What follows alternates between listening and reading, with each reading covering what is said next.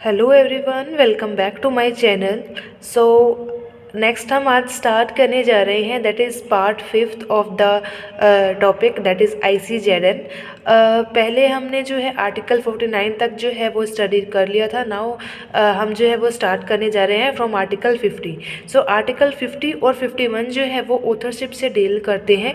So article 50 जो है वो कंसर्न है with the author of a name, that is कि इसके अंदर जो है कि ऑथर जो है किसी भी एक साइंटिफिक नेम का, वो ऐसा पर्सन होता है जो कि सबसे पहले उस पर्टिकुलर टैक्सोन को जो है वो पब्लिश करता है एक ऐसे तरीके से जो कि सारे क्राइटेरियाज हैं उसे फुलफ़िल भी हो जाते हैं। तो अगर मान लो कि किसी भी टैक्सोन के रैंक में अगर चेंजिंग आती भी है, जैसे कि अगर फैमिली है वो फैमिली ना रह के जीनस के लेवल पर आ जाता है, या जो जीनस है वो फैमिली लेवल में कन्वर्ट हो जाता है, तो भी उससे जो है ऑथरशिप के नेम पे जो है वो कोई भी इफ़ेक्ट जो है वो नहीं पड़ेगा।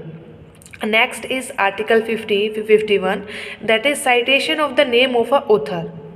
That is optional use, that is कि ज़रूरी नहीं है कि किसी भी टैक्सोन के आगे जो है हमें कंपल्सरली ही ऑथर का जो नेम है वो रखना है। ये ऑप्शनल है कि अगर हमें रखना है ऑथर का नेम तो well and good, otherwise it is not necessary. Second is the form of citation. अब है that is citation, that is author का जो नाम है वो हमें कैसे लिखना है। तो ओरिजिनल नेम जो हमारा है ऑथर का, उसे ही हमें साइंटिफिक नेम के साथ बिना किसी कोमा, बिना किसी इंटरवीनिंग मार्क के साथ जो है वो हमें लिखना है। जैसे कि एग्जांपल के तौर पे अगर हम बात करें तो कैंसर पैक्यूरस लिनियस, तो वो सीधे जो है वो डायरेक्ट फॉर्म में होना चाहिए विदाउट एनी मार्क। तो अब हम बात करते हैं आर्टिकल 52 से 60 जो डील करते हैं होमोनिमी के साथ। आर्टिकल 52 जो है वो कंसर्न होता है होमोनिमी जैसे कि हमें पता है same spellings with in different taxa. जैसे कि अगर जो है वो किसी जीनस के अंदर जो है डिफरेंट स्पीसीज ग्रुप है और जो होमोनिम्स है एक दूसरे के, दैट इज़ उनकी स्पेलिंग्स जो है वो सेम है, या फिर जो है किसी एक फैमिली ग्रुप के अंदर बहुत सारे जीनस हैं जिनके जो स्पेलिंग नेम जो है सेम है, तो ये उससे कंसर्न करता है। Next is concerns with the law of homonymy, that is article 53। Same case यहाँ पर आता है, दैट इज कोई भी अगर जूनियर होमोनिम है किसी भी सीनियर होमोनिम का, तो जूनियर वाला जो है उसे इनवैलिड माना जाएगा, सीनियर को ही जो है वो वैलिड माना जाएगा। Next is article 54। नेक्स्ट हमारे आते हैं concerns with the name that do not enter into homonymy. That is कुछ ऐसे नेम हैं जिन्हें होमोनिमी के अंदर शामिल ही नहीं किया जा सकता। जैसे कि ऐसे नेम जो कोई मतलब जिनका जो है वो मीनिंग ही अवेलेबल नहीं है ICZN के अंदर। कुछ ऐसे नेम्स हैं जिन्हें कभी भी किसी भी एनिमल के लिए, कोई टैक्सोन के लिए जो है वो यूज़ में नहीं लिया गया है।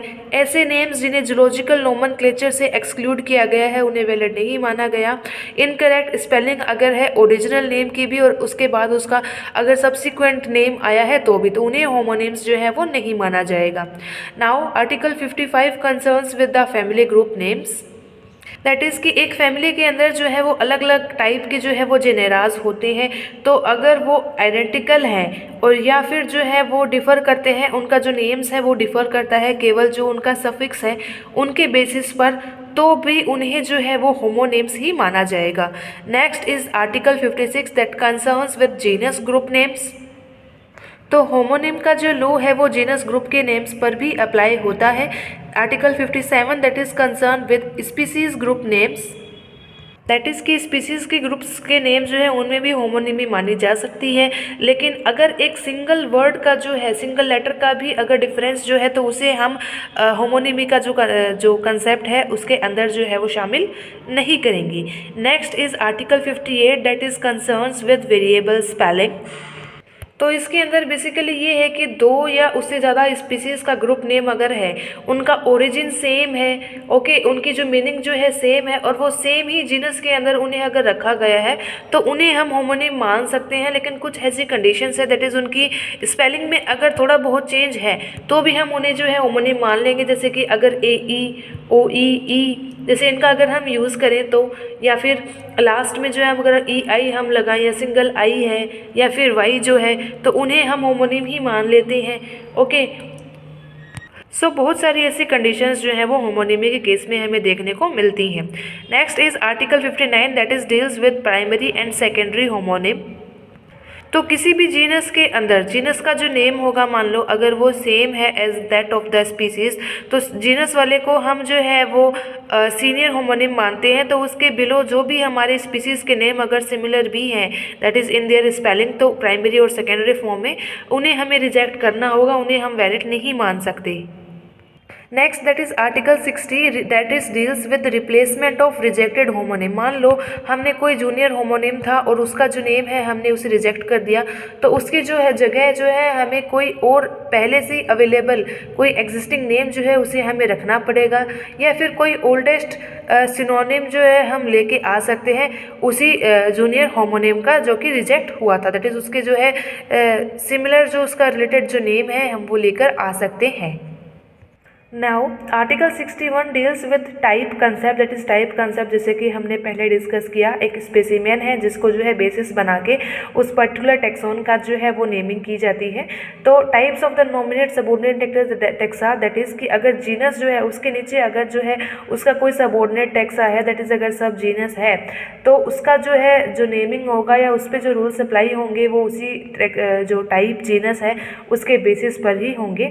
और टाइप्स और सिनोनिमी, दैट इज़, तो अगर दो टेक्सा है और अगर वो सेम ही टाइप जो स्पेसिमेन है उसके ही बेसिस पर अगर उनका नेम है, तो उनके जो नेम्स होंगे वो ऑब्जेक्टिवली सिनोनिमस जो है वो एक दूसरे से होंगी।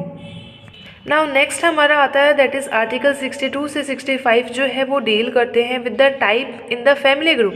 दैट इज़ फैमिली के ग्रुप्स के जो नेम है उनके जो टाइप से रिलेटेड जो कंसेप्ट है वो, दैट इज़ आर्टिकल 62 की अगर हम बात करें तो it concerns with applications of provisions of this chapter two all categories in the family group.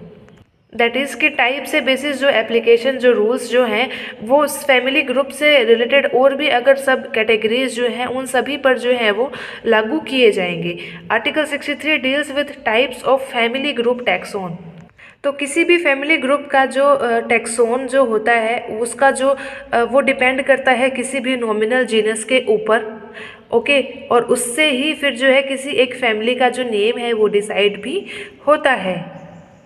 Next हमारा आता है that is article 64। Article 64 concern करता है with the choice of the type genus.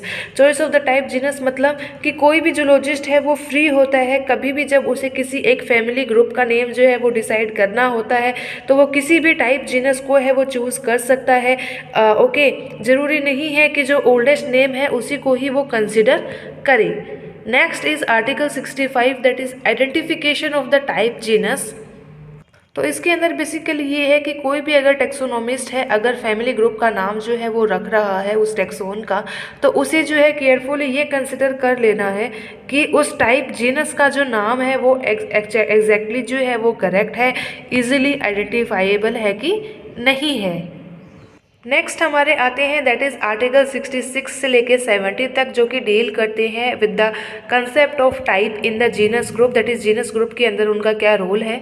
तो आर्टिकल 66 के अंदर वही है कि जो टाइप का जो कंसेप्ट है वो इक्वली अप्लाई होगा जीनस पर भी और उसकी जो सब कैटेगरी है दैट इज़ सब जीनस पर भी। Next is article 67। आर्टिकल 67 जो है वो कंसर्न करता है कुछ जनरल प्रोविजंस हैं उन पर। सो इसमें आता है type of genus group taxa. That is किसी भी जीनस के ग्रुप का जो टाइप होता है दैट इज़ जो स्पेसिमेन होता है वो एक टाइप स्पीसीज़ होती है। दैट इज़ उस स्पीसीज़ के स्पेसिमेन को बेस बनाकर ही जो है वो जीनस का नेम जो है वो रखा जाता है। Next is the kinds of type designation. That is अलग अलग तरीके से जो है वो टाइप का जो है उसे भी डेजिग्नेशन जो है वो दिया जाता है। ओरिजिनली भी वो हो सकता है, किसी एक इंडिकेशन के फॉर्म में भी वो हो सकता है। Next is that is action of original author. That is किसी भी अगर नॉमिनल जीनस है उसका नेम जो है वो रखा जा रहा है तो ओरिजिनल ऑथर के जो बताए हुए फीचर्स हैं उन्हीं को ही बेस बनाकर जो है उसे माना जाएगा। बाकी अदर जो फैक्टर्स हैं उन्हें कंसिडर नहीं किया जाएगा। And the last is the union of genera. So this is part 5 of the video. Stay tune for the next part. Next part में हम आर्टिकल 90 तक जो है वो कंप्लीट कर लेंगे। Thanks for watching.